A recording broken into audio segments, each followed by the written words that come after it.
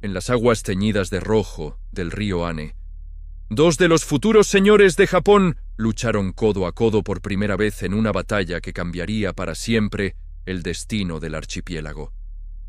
El año 1570 marcaba uno de los períodos más violentos y fascinantes de la historia japonesa.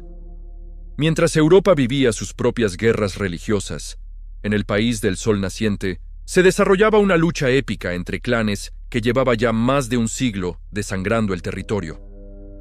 Era la era Sengoku, el período de los estados en guerra, donde cada valle podía pertenecer a un señor diferente y donde las alianzas se forjaban y rompían con la misma facilidad con que se desenvainaba una katana. En el corazón de la isla principal de Honshu, la región de Omi se había convertido en un tablero de ajedrez, donde las piezas principales eran algunos de los nombres más legendarios de la historia japonesa. Por un lado, Oda Nobunaga, el hombre que muchos historiadores consideran el verdadero unificador de Japón, aunque pocos sospechaban entonces la magnitud de su ambición. Junto a él, un joven y astuto aliado llamado Tokugawa Ieyasu, quien décadas después fundaría la dinastía más duradera en la historia del país. Enfrentados a ellos, se alzaban dos clanes que habían dominado estas tierras durante generaciones. Los Asai, señores de la estratégica provincia de Omi, y sus aliados, los Asakura, una familia guerrera que controlaba el norte desde sus fortalezas montañosas. Lo que hacía esta confrontación especialmente dramática era que no se trataba solo de una disputa territorial común. Según algunos relatos de la época, Oda Nobunaga había contraído matrimonio político con su hermana menor, Oichi, entregándola como esposa a Asai Nagamasa, el joven líder del clan Asai. Esta unión debería haber sellado una alianza duradera entre ambas familias, pero las ambiciones de Nobunaga pronto chocaron con los intereses de sus nuevos parientes políticos. El conflicto se intensificó cuando Nobunaga decidió atacar a los monjes guerreros de Enryaku-ji, el poderoso monasterio budista situado en el monte Hiei. Los Asai y los Asakura, que mantenían vínculos religiosos y políticos con estos monjes, no podían permanecer impasibles ante semejante afrenta. La tensión creció hasta que la alianza matrimonial se convirtió en papel mojado, y las dos facciones se prepararon para un enfrentamiento que parecía inevitable. Durante las primeras semanas del verano de 1570, los espías de ambos bandos recorrían los caminos polvorientos de la región, llevando información crucial sobre los movimientos de tropas. Nobunaga, conocido por su carácter impredecible y sus tácticas innovadoras, había logrado reunir un ejército considerable. Sus soldados no solo portaban las tradicionales lanzas y espadas, sino que también contaban con un número significativo de arcabuces, esas armas de fuego que los comerciantes portugueses habían introducido en Japón apenas unas décadas antes. Tokugawa Ieyasu, por su parte, aportaba a la alianza no solo sus propias fuerzas, sino también su reputación como estratega prudente y calculador. Aunque era considerablemente más joven que Nobunaga, ya había demostrado una habilidad excepcional para sobrevivir en el turbulento mundo de la política samurái. Los estudios más recientes sobre este periodo sugieren que la elección del campo de batalla no fue casualidad. El río Ane, que daba nombre a la confrontación, serpenteaba a través de una llanura relativamente amplia, flanqueada por colinas boscosas que ofrecían posiciones elevadas para los arqueros y arcabuceros. Según las teorías más aceptadas por los historiadores modernos, ambos bandos veían ventajas tácticas en este terreno específico. La mañana del día elegido para la batalla, una densa niebla cubría el valle. Los relatos de los cronistas de la época, aunque deben interpretarse con cautela dado su carácter a menudo propagandístico, describían una atmósfera casi sobrenatural. El sonido de los cuernos de guerra resonaba entre las colinas, mezclándose con los gritos de los comandantes que organizaban sus formaciones. Lo que convirtió la batalla de Anegawa en un evento particularmente significativo no fue solo la identidad de los participantes, sino la manera en que se desarrolló el combate. Según las fuentes históricas disponibles, que incluyen tanto crónicas militares como cartas personales de algunos participantes, La confrontación se caracterizó por un nivel de coordinación táctica poco común en las batallas de la época. Nobunaga y Tokugawa, según estas mismas fuentes, habían desarrollado un plan que dependía crucialmente de la sincronización. Mientras las fuerzas de Nobunaga presionaban el centro de las líneas enemigas, donde se concentraba la mayor parte del ejército Asai, las tropas de Tokugawa ejecutarían una maniobra envolvente contra las fuerzas Asakura, que habían tomado posición en el flanco. La belleza diabólica de esta estrategia radicaba en su simplicidad aparente. Si ambos ataques se coordinaban correctamente, los enemigos se verían obligados a dividir su atención y sus recursos, debilitando su capacidad de respuesta en ambos frentes. Sin embargo, como bien sabían los comandantes experimentados, la diferencia entre una maniobra brillante y un desastre catastrófico a menudo dependía de detalles aparentemente menores: el timing exacto, las condiciones del terreno, e incluso factores tan impredecibles como el estado de ánimo de los soldados. Las primeras horas de combate pusieron a prueba no solo el valor de los guerreros, sino también la solidez de las alianzas. Mientras los gritos de guerra resonaban por el valle y las flechas oscurecían el cielo matutino, se hacía evidente que esta no sería una victoria rápida para ningún bando. Los Asai y los Asakura, a pesar de encontrarse en una posición tácticamente desfavorable, demostraron por qué habían dominado estas tierras durante tantas generaciones. Lo que sucedió durante esas horas decisivas revela un detalle fascinante que pocos conocen sobre el combate medieval japonés. Contrariamente a la imagen romántica que muchas películas nos han vendido, las batallas samurái no consistían únicamente en duelos individuales de honor. En Anegawa, la realidad fue mucho más caótica y, paradójicamente, mucho más sofisticada desde el punto de vista militar. Los Ashigaru, soldados de a pie de origen campesino, formaban el grueso de ambos ejércitos. Estos hombres, armados principalmente con lanzas largas llamadas yari, creaban formaciones compactas que recordaban a las falanges de la antigüedad clásica. Sin embargo, había una diferencia crucial que hacía únicos a los ejércitos japoneses de esta época. La incorporación de armas de fuego europeas había creado un híbrido táctico sin precedentes en la historia militar mundial. Nobunaga había comprendido antes que muchos de sus contemporáneos el potencial revolucionario de los arcabuces portugueses. Sus unidades especializadas en el manejo de estas armas, conocidas como tepotai, se habían entrenado durante meses en técnicas que combinaban la disciplina de fuego europea con la flexibilidad táctica japonesa. El resultado era letal. Mientras los arcabuceros disparaban en formación, los lanceros protegían sus flancos y los samurái a caballo esperaban el momento perfecto para explotar cualquier brecha en las líneas enemigas. Pero los Asai y los Asakura no eran rivales inexpertos. Sus generales habían estudiado las victorias previas de Nobunaga y habían desarrollado contramedidas específicas. Una de las más ingeniosas era el uso de mantas húmedas y escudos de bambú reforzado que podían absorber o desviar los proyectiles de los arcabuces. Además, habían posicionado estratégicamente a sus mejores arqueros en las colinas circundantes, creando un dilema táctico fascinante para las fuerzas de Nobunaga. El momento crítico llegó alrededor del mediodía, cuando el sol había disipado por completo la niebla matutina. Según los registros históricos más fiables, fue entonces cuando se pudo apreciar la verdadera magnitud de lo que estaba en juego. No se trataba únicamente de una batalla entre ejércitos, sino del choque entre dos filosofías completamente diferentes sobre cómo debería organizarse el poder en Japón. Los Asai representaban el sistema tradicional, el poder descentralizado, las alianzas matrimoniales, el respeto por las jerarquías religiosas establecidas y la autonomía regional. Nobunaga, por el contrario, encarnaba una visión completamente revolucionaria: la centralización del poder, la subordinación de la religión al Estado y la modernización tecnológica sin contemplaciones hacia las tradiciones. Lo verdaderamente extraordinario de Anegawa fue cómo esta diferencia ideológica se tradujo en tácticas militares concretas. Mientras las fuerzas Asai Asakura luchaban de manera más tradicional, con énfasis en el honor individual y las hazañas personales, las tropas de Nobunaga y Tokugawa funcionaban como una máquina de guerra moderna, donde la coordinación colectiva prevalecía sobre el heroísmo individual. Un detalle que suelen pasar por alto muchos relatos de esta batalla es el papel crucial que jugaron los no combatientes.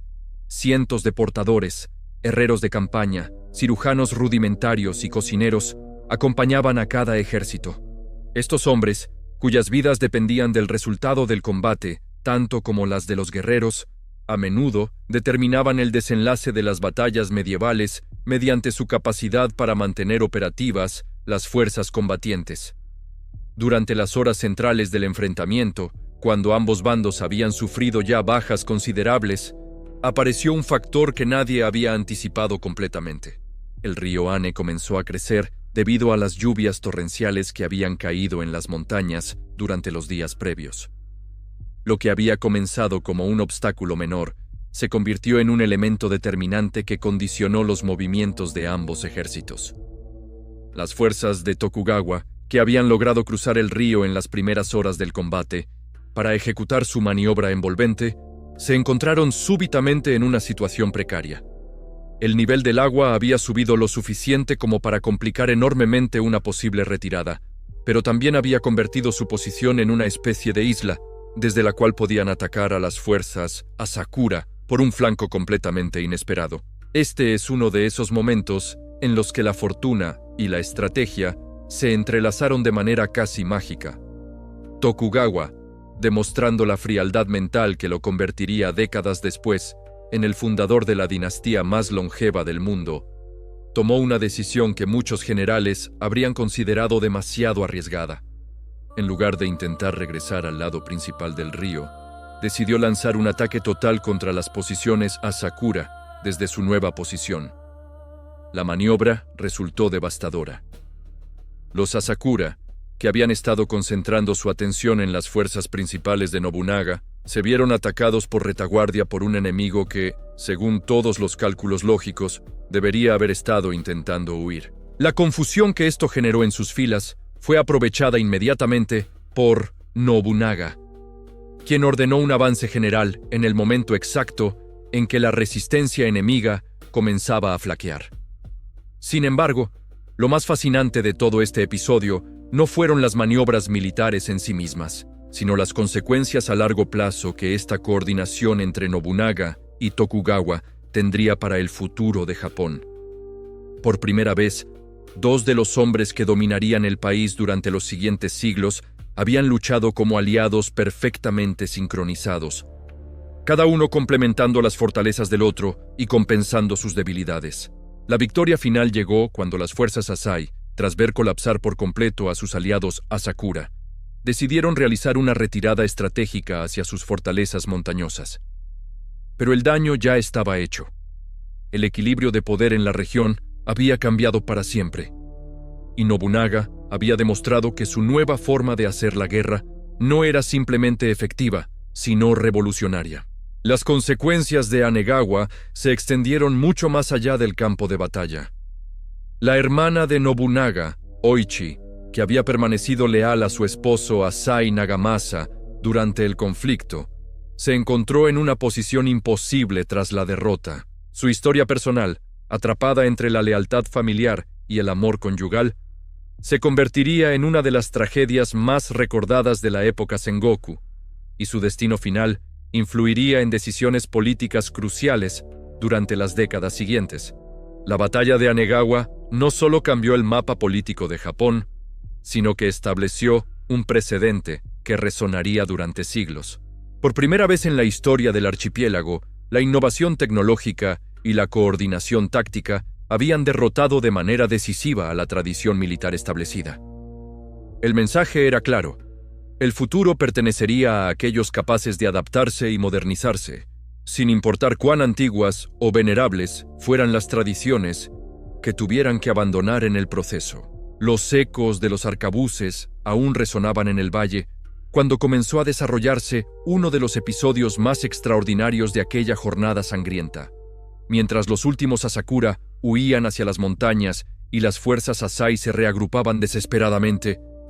Algo completamente inesperado estaba a punto de suceder en el campo de batalla. Entre los muertos y heridos que cubrían las orillas del río Ane, los exploradores de Nobunaga hicieron un descubrimiento que cambiaría la percepción que tenían sobre sus enemigos derrotados. Ocultos bajo mantas de bambú y disimulados entre los suministros abandonados, encontraron algo que ninguno de los comandantes había anticipado. Un arsenal completo de armas de fuego europeas, muchas de ellas más modernas que las que portaban las propias tropas de Nobunaga. Este hallazgo resultaba desconcertante por una razón muy específica. Durante meses, los espías de Nobunaga habían informado que los clanes Asai y Asakura rechazaban las innovaciones occidentales, prefiriendo mantener sus métodos tradicionales de combate. La realidad era completamente distinta.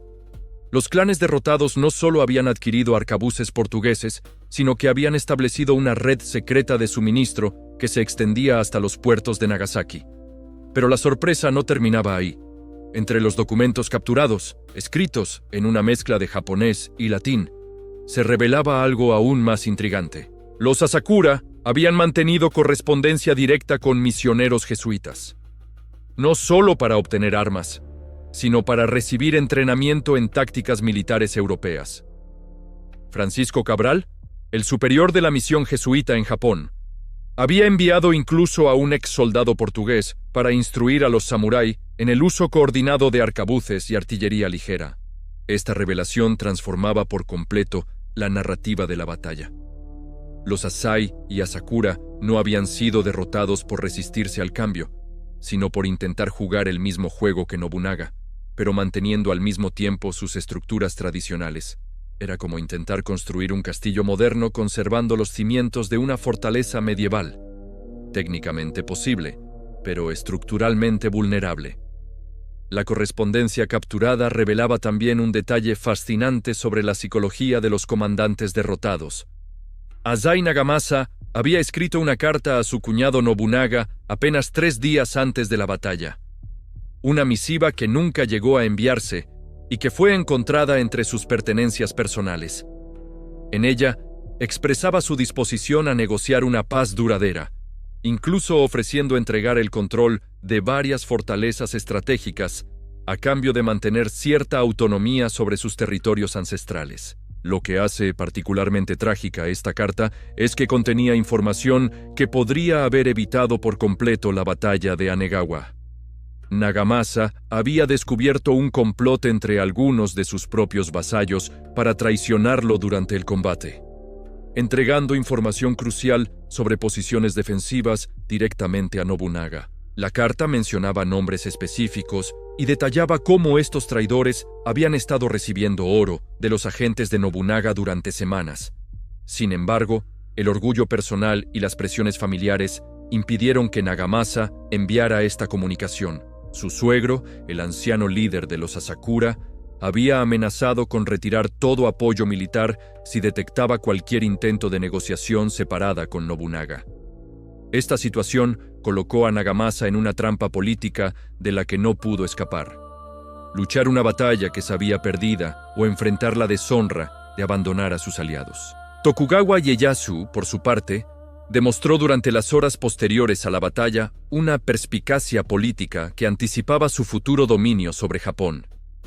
Mientras Nobunaga se concentraba en perseguir a los restos del ejército enemigo, Tokugawa dirigió personalmente las operaciones de captura de prisioneros de alto rango. Su objetivo no era únicamente obtener rescates, sino algo mucho más valioso: información detallada sobre las redes de alianzas de otros clanes que aún no habían tomado partido en el conflicto. Los interrogatorios realizados por Tokugawa revelaron la existencia de una confederación secreta que se extendía mucho más allá de los clanes Asai y Asakura. Más de 20 familias, samurái menores, habían firmado pactos de asistencia mutua, comprometiéndose a proporcionar tropas y suministros en caso de que Nobunaga decidiera expandir sus territorios hacia el norte. Esta red incluía incluso a algunos clanes que públicamente habían declarado neutralidad en el conflicto. pero el descubrimiento más impactante llegó a través de un prisionero particularmente valioso. Un ninja de élite al servicio de los Asakura que había sido capturado mientras intentaba destruir documentos comprometedores. Este hombre, conocido únicamente como Kagerou, según los registros históricos, proporcionó información que revolucionaría la forma en que Nobunaga conduciría sus futuras campañas militares. Kagerou reveló la existencia de una red de espionaje que conectaba a los clanes tradicionales con el propio emperador en Kioto. Durante décadas, familias como los Asakura habían enviado informes regulares a la corte imperial sobre los movimientos de señores de la guerra ambiciosos como Nobunaga. El emperador, aunque sin poder militar real, había estado coordinando discretamente la resistencia contra cualquier intento de unificación forzosa del país. Esta información era explosiva porque sugería que la oposición a Nobunaga tenía raíces que se extendían hasta las instituciones más sagradas de Japón. No se trataba simplemente de rivalidades territoriales entre clanes, sino de una resistencia sistemática orquestada desde el corazón mismo del sistema tradicional japonés. El emperador y su corte veían en Nobunaga no solo una amenaza militar, sino un peligro existencial para el orden establecido durante siglos. Las implicaciones de este descubrimiento se hicieron evidentes en las semanas siguientes a Anegawa. Nobunaga comenzó a recibir mensajes cada vez más hostiles de templos budistas de todo el país, coordinados de una manera que sugería una planificación centralizada. Los monjes no solo condenaban sus métodos militares, sino que empezaron a predicar activamente contra él, describiéndolo como un enemigo de los dioses que traería calamidades sobre Japón. La respuesta de Nobunaga fue característica de su personalidad. En lugar de intentar apaciguar a sus críticos religiosos, decidió confrontarlos directamente.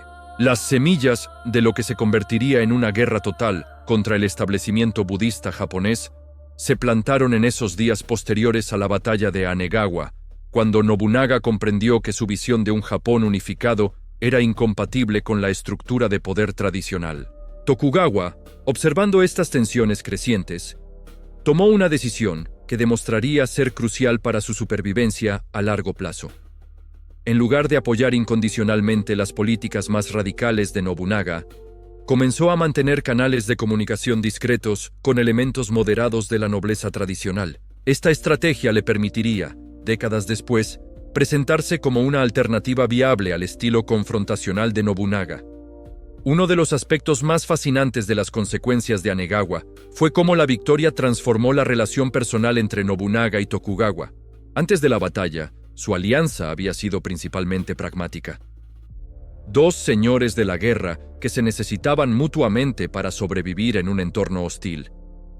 Después de luchar juntos en el valle del río Ane, desarrollaron un respeto mutuo que trascendía las consideraciones puramente políticas.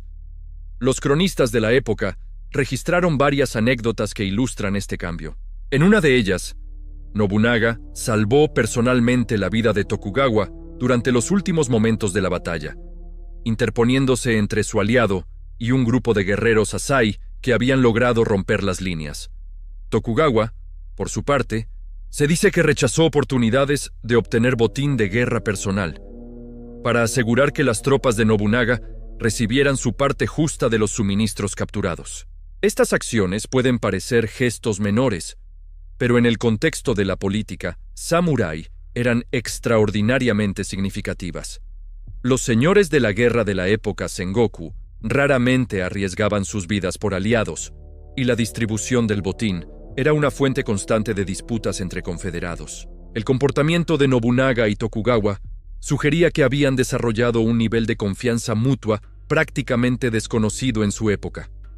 Sin embargo, esta confianza tendría también consecuencias inesperadas. La estrecha cooperación entre ambos comandantes durante Anegawa estableció patrones de comunicación y coordinación que más tarde les permitirían ejecutar operaciones militares de una complejidad sin precedentes.